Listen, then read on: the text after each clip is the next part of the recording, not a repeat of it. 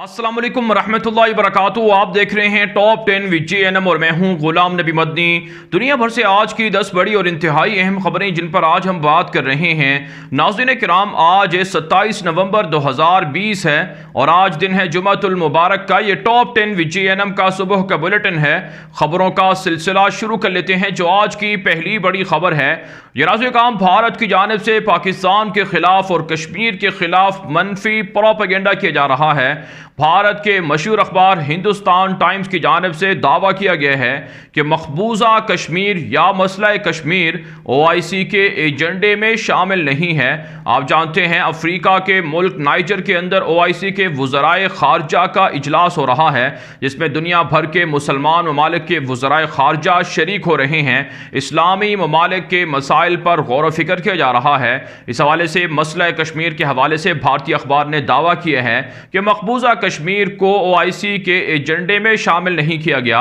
जो भारत की बहुत बड़ी कामयाबी है। लेकिन पाकिस्तान के दफ्तर खारजा ने भारत के इस झूठे प्रोपेगेंडे को बेनकाब किया है और कहा है कि मसला कश्मीर मुस्तकिल तौर पर OIC का एजेंडा है और नाइजर के अंदर होने वाले OIC के वज़राए खारजा के इजलास में मसला कश्मीर पर भी बहस होगी, डिस्कशन होगी और भारत की साजिशें, भारत के मजालिम के खिलाफ पाकिस्तान के मौक़िफ़ की हिमायत की जाएगी और साथ साथ है OIC के जो ममालिक हैं उन सब को जो पाकिस्तान की जानिब से दहशतगर्दी के भारतीय सबूत सामने लाए गए हैं वो भी फराहम किए जाएंगे। दूसरी जानिब काम इत्तलात सामने आ रही हैं कि भारत पाकिस्तान के CPEC मंसूबे के खिलाफ भी गलीज़ प्रोपेगेंडा कर रहा है और इसके अलावा भारत अरब ममालिक और पाकिस्तान के दरमियान ताल्लुकात को ख़राब करने की कोशिश भी कर रहा है। यही वजह है दफ्तर खारजा की जानिब से एक बयान में कहा गया है कि मुत्तहिदा अरब इमारात की जानिब से जिन 13 ममालिक के वीज़ों को बंद किया गया है, इसका हदफ सिर्फ और सिर्फ पाकिस्तान नहीं था और ये उनका अंदरूनी मामला है और इस पर पाकिस्तान और UAE के दरमियान बातचीत जारी है और भारत की साजिशें हैं कि पाकिस्तान अरब रियासतों से ताल्लुकात तोड़ ले ताकि भारत कामयाब हो सके, लेकिन ऐसा कभी नहीं हो सकेगा। इसके अलावा नाज़रीन काम, पाकिस्तान के CPEC मंसूबों के खिलाफ जो जाली और मनगढ़ंत खबरें हैं उन्हें नशर करने से मीडिया को वार्निंग दी गई है कि CPEC मंसूबों के खिलाफ भी भारत साजिश कर रहा है। लेकिन पाकिस्तान की फ़ौज, गुमनाम हीरोज़, खुफिया इदारे, पाकिस्तान की एजेंसीज़, ISI बिलखुसूस ये सब कश्मीर के साथ साथ सरहदों की हिफाजत कर रही हैं, CPEC मंसूबे की हिफाजत कर रही हैं और तामीर और तरक्की के लिए काम कर रही हैं। इसलिए दुश्मनों की तरफ से फैलाई जाने वाली खबरों को मीडिया नशर ना करे। आगे बढ़े काम, जो आज की दूसरी बड़ी खबर है ये मकबूजा कश्मीर से है। नाज़रीन काम, मकबूजा कश्मीर में भारत की दरिंदा गासिब फ़ौज निहत्ते कश्मीरी शहरियों को ह्यूमन शील्ड के तौर पर इस्तेमाल कर रही है। जहां सर्च ऑपरेशन के नाम पर, जाली इनकाउंटर के नाम पर कश्मीरियों को गाड़ियों के आगे बांध कर घुमाया जाता है, उनको इस्तेमाल किया जाता है। वहीं नाज़रीन काम, पाकिस्तान पर गोलाबारी करने के लिए भारत की फ़ौज जो कश्मीर के निहत्ते शहरी हैं उनको ह्यूमन शील्ड के तौर पर इस्तेमाल करते हैं। और अब इतला सामने आ रही हैं कि भारतीय फ़ौज ने कश्मीर के अंदर ऐसी जगहों पर चेक पोस्टें बना रखी हैं जहाँ से पाकिस्तान पर गोलाबारी की जाती है कि अगर जवाबी तौर पर पाकिस्तान भारतीय चेक पोस्टों पर टारगेट करे या गोलाबारी करे तो इसके ज़रिए से निहत्ते शहरी शहीद हों। यही वजह है कश्मीर के अंदर, मकबूजा कश्मीर के अंदर निहत्ते शहरी पाकिस्तान की तरफ से जो जवाबी कार्रवाई होती है उसका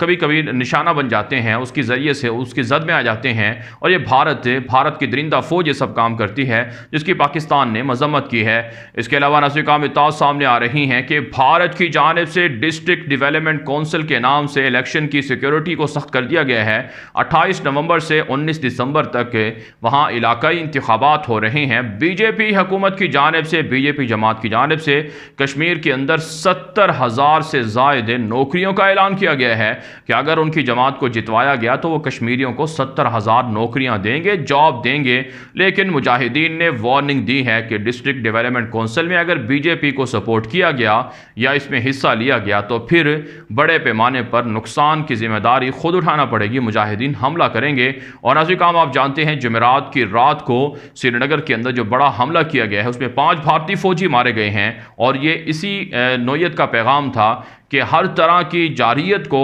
حملوں کو کشمیر کے اندر ہے جو کشمیری عوام ہیں اور کشمیر کے فریڈم فائٹرز ہیں انہیں وہ مسترد کرتے ہیں۔ جبکہ ناظرین کرام اطلاعات یہ بھی ہیں کہ CBI جو بھارت کی خفیہ ایجنسی ہے اس کی جانب سے سابق وزیر ہے مقبوضہ کشمیر سے کشمیر کے ان کو گرفتار کر لیا گیا ہے اور کشمیری سیاستدانوں کی زمینوں کو قبضہ کرنے کے لیے اور ان پر مقدمات قائم کیے جا رہے ہیں اور ان کی زمینوں پر قبضہ کیا جا رہا ہے۔ آگے بڑھے ناظرین کرام جو آج کی تیسری بڑی خبر ہے، یہ ناظرین کرام بھارت کے اندر جانے والے پاکستان سے ہندو واپس آ رہے ہیں۔ پاکستان سے مودی دہشت گرد جب اقتدار میں آئے تو اس نے اعلان کیا تھا کہ اگر پاکستان سے ہندو بھارت آئیں گے تو انہیں بھارتی نیشنلٹیاں ملیں گی، شہریت دی جائے گی اور بھارت کے اندر انہیں بہت سی مراعات ملیں گی، لیکن پاکستان سے جانے والے ہندوؤں کے ساتھ ظلم کیا گیا ہے، تشدد کیا گیا ہے۔ یہاں تک کہ ناظرین کرام 1947 کے موقع پر جب پاکستان وجود میں آیا اس موقع پر جو ہندو پاکستان سے بھارت ہجرت کر کے گئے تھے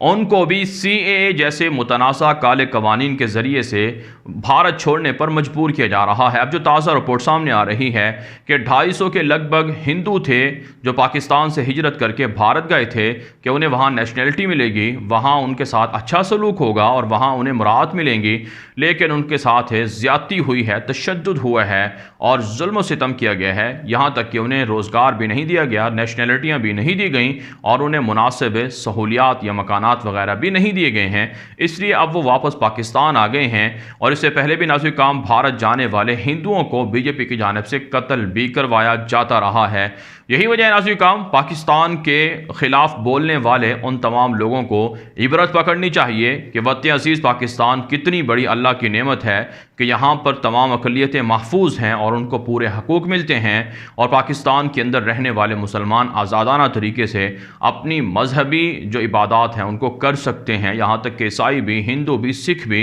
لیکن اس کے مقابلے میں بھارت کے اندر مسلمانوں پر تشدد ہوتا ہے، داڑھی دیکھ کر، ٹوپی دیکھ کر ان کو مارا پیٹا جاتا ہے اور آزادانہ طریقے سے وہ عبادات بھی نہیں کر سکتے ہیں۔ اس لیے وطن عزیز پاکستان ایک اللہ کی بہت بڑی نعمت ہے، اس کی قدر کرنا ہوگی اور اس کی حفاظت اور ترقی کے لیے اپنا کردار ادا کرنا ہوگا۔ آگے بڑھے ناظرین جو آج کی چوتھی بڑی خبر ہے یہ بھی بھارت سے ہے۔ بھارتی وزیر دفاع راج ناتھ سنگھ نے اپنے ایک بیان میں کہا ہے کہ چائنا کے ساتھ معاملات کو مذاکرات کے ذریعے سے حل کرنے کی کوشش کر رہے ہیں، لیکن چائنا دفاعی طور پر بھارت کے خلاف سازشیں کر رہا ہے اور اگرچہ بھارت نے، راجناتھ سنگھ نے کہا کہ بھارت کی جانب سے بھی دفاعی طاقت میں اضافہ ہوا ہے، اسلحہ خریدا گیا ہے، میزائلوں کے تجربات ہوئے ہیں، لیکن پھر بھی چائنا کی جانب سے بھارت کے خلاف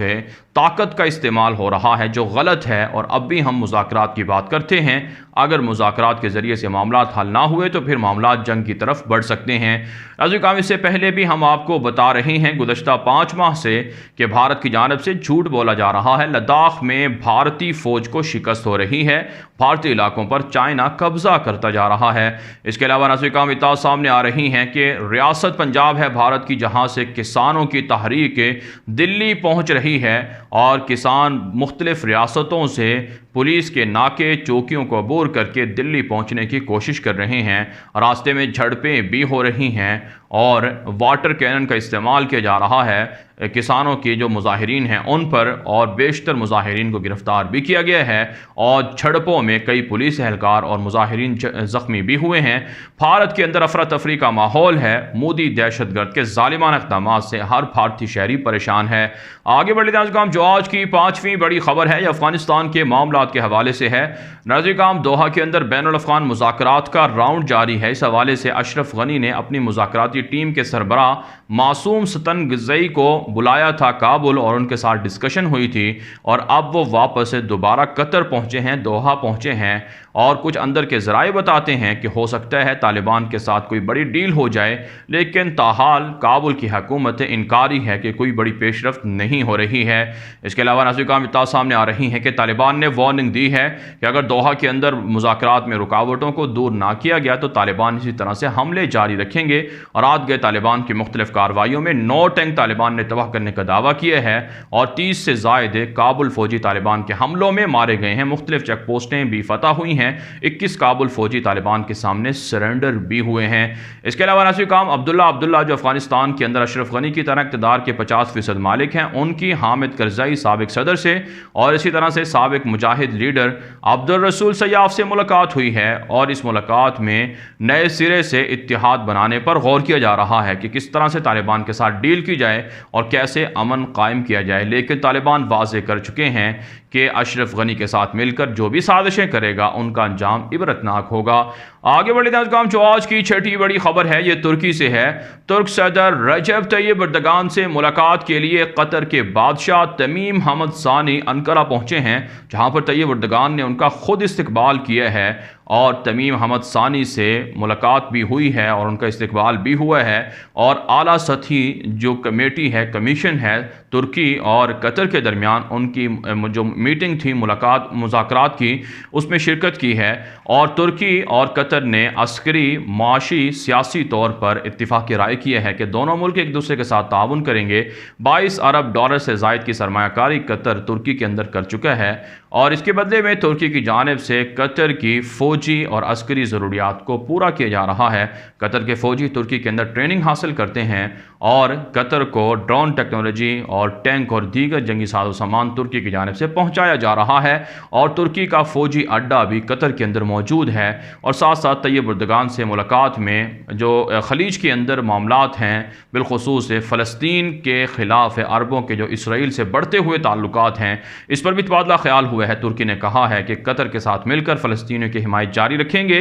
اور کسی بھی صورت اسرائیل کو تسلیم نہیں کرنے دیں گے، اور اسرائیل کی سازشوں کو خلیج کے اندر نہیں آگے بڑھنے دیں گے، اور جو سازشیں ہیں عربوں کی اسرائیل کے ساتھ مل کر ان کا مقابلہ بھی کیا جائے گا. ساتھ ساتھ ناظرین کرام طیب اردگان کے خلاف بغاوت کرنے والے 2016 کے اندر فوجی پائلٹوں کو سزائیں دی گئی ہیں. 27 پائلٹوں کو تا عمر یا عمر قید کی سزا دے دی گئی ہے، اور اس کے علاوہ بھاری جرمانے بھی عائد کیے گئے ہیں. آگے بڑھے ناظرین کرام، جو آج کی 7ویں بڑی خبر ہے یہ اسرائیل اور سعودی عرب سے ہے. ناظرین کرام تازہ اطلاعات سامنے آ رہی ہیں کہ نیتن یاہو نے قبل از وقت الیکشن کی دھمکی دے دی ہے. نیتن یاہو کا اتحاد ہے بلو اینڈ وائٹ پارٹی کے ساتھ ہے، اور بلو اینڈ وائٹ پارٹی کے جو سربراہ ہیں بینی گینٹس، وہ اس وقت اسرائیل کے وزیر دفاع بھی ہیں. اور نیتن یاہو اور بینی گینٹس کے درمیان اتفاق رائے ہوا تھا کہ 18 ماہ کے بعد نیتن یاہو اقتدار سے علیحدہ ہو جائیں گے اور پھر اگلے وزیر اعظم بینی گینٹس ہوں گے. لیکن ناظرین کرام نیتن یاہو نے وعدہ خلافی کی ہے اور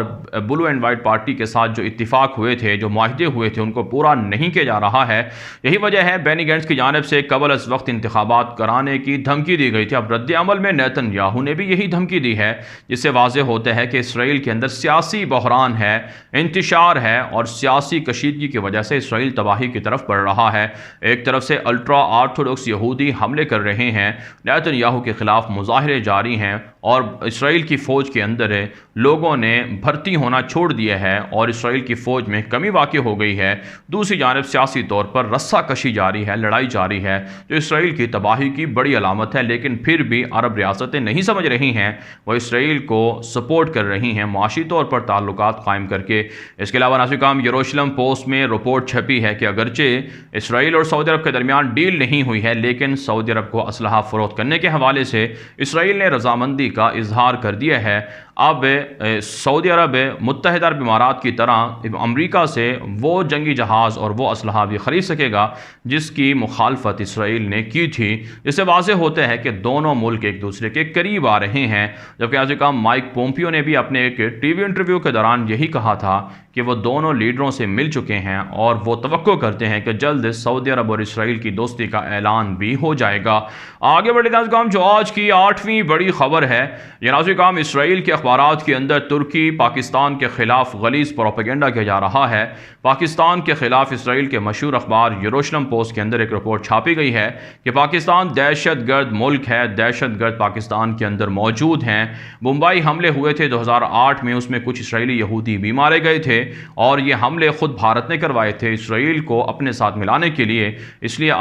لیے جو 26 نومبر کو بھارت کے اندر برسی منائی گئی ہے، اس موقع پر بھارتی میڈیا پر بھی اور اسی طرح سے اسرائیلی میڈیا پر بھی پاکستان کے خلاف غلیظ بکواسات کی گئی ہیں، پروپیگنڈا کیا گیا ہے، جس سے واضح ہوتا ہے کہ پاکستان کا اسرائیل ازلی دشمن ہے، اس لیے پاکستان کسی بھی صورت اسرائیل کو تسلیم نہیں کر سکتا ہے، اور جو اسرائیل کو تسلیم کرنے کی باتیں کرتے ہیں انہیں شرم آنی چاہیے کہ وہ اسرائیل جو پاکستان کو دہشت گرد کہتا ہے، بھارت کی حمایت کرتا ہے، پاکستان بھلا اسے کیسے تسلیم کر سکتا ہے۔ اس کے علاوہ ناظرین کرام، ترک صدر رجب طیب ایردوان کے خلاف بھی یروشلم پوسٹ کے اندر، ہیریٹس کے اندر اور دیگر بڑے اخباروں کے اندر رپورٹیں چھپ رہی ہیں کہ یورپ کو چاہیے کہ طیب ایردوان کا راستہ روکیں اور طیب ایردوان پر پابندیاں لگائیں، ورنہ طیب ایردوان دنیا کے اندر نہ صرف یہودیوں کا بلکہ یورپ کی بالادستی کا خاتمہ کر سکتے ہیں۔ اس کے علاوہ ناظرین کرام، ایران کے لیے امریکہ کے خصوصی مندوب نے ایک مرتبہ پھر ایران کو دھمکیاں دی ہیں کہ آنے والے دنوں میں جلد ایران پر بڑی پابندیاں لگائی جائیں گی، اور آنے والے جو صدر ہیں امریکہ کے جو بائیڈن، انہیں بھی چاہیے کہ وہ ایران کے ساتھ ڈیل نہ کریں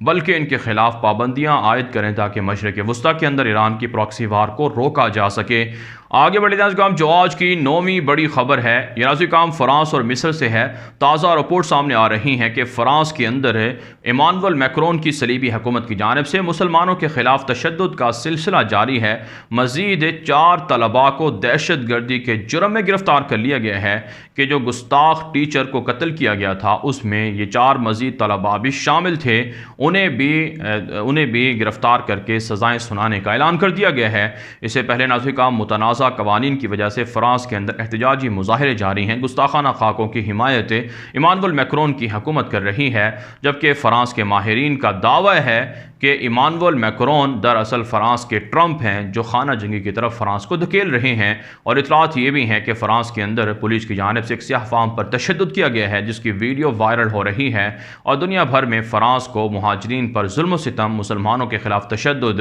اور سیاہ فاموں پر تشدد کے حوالے سے تنقید کا نشانہ بنایا جا رہا ہے۔ اس کے علاوہ ناظرین کرام، مصر کے ایک گاؤں کے اندر اختلافات ہوئے ہیں، ایک عیسائی کی جانب سے رسول اکرم صلی اللہ علیہ وسلم کی شان میں گستاخی ہوئی ہے جس کے خلاف وہاں جھڑپیں ہوئی ہیں، جس کی وجہ سے 8 لوگوں کو گرفتار کر لیا گیا ہے۔ ڈکٹیٹر عبد الفتاح السیسی کی جانب سے بھی سیاسی مخالفین کو جیلوں میں رکھا ہوا ہے جن کی رہائی کے لیے انسانی حقوق کی تنظیموں نے مطالبات کیے ہیں۔ آگے بڑھتے ہیں کام جو آج کی 10ویں بڑی خبر ہے، یہ ناظرین کام شام کے اندر 30 لاکھ سے زائد شامی مہاجرین کو فوری امداد کی ضرورت ہے، غذائی قلت کا سامنا ہے، سردیوں کی وجہ سے مشکلات کا سامنا ہے۔ اقوام متحدہ نے مطالبہ کیا ہے کہ ان کی مدد کی جائے، جبکہ نہتے شامیوں پر بشار الاسد کے درندوں کے اور اسی طرح سے ایران کے جنگجوؤں کے روسی فضائیہ اور اسرائیل کی فضائیہ کے حملوں کا سلسلہ بھی جاری ہے۔ اس کے علاوہ ناظرین کرام، اقوام متحدہ کی رپورٹ میں کہا گیا ہے کہ کرونا لاک ڈاؤن کے دوران دنیا بھر کے اندر خواتین کو تشدد کا نشانہ بنایا گیا ہے اور اس طرح کے کیسز میں ریکارڈ اضافہ ہوا ہے۔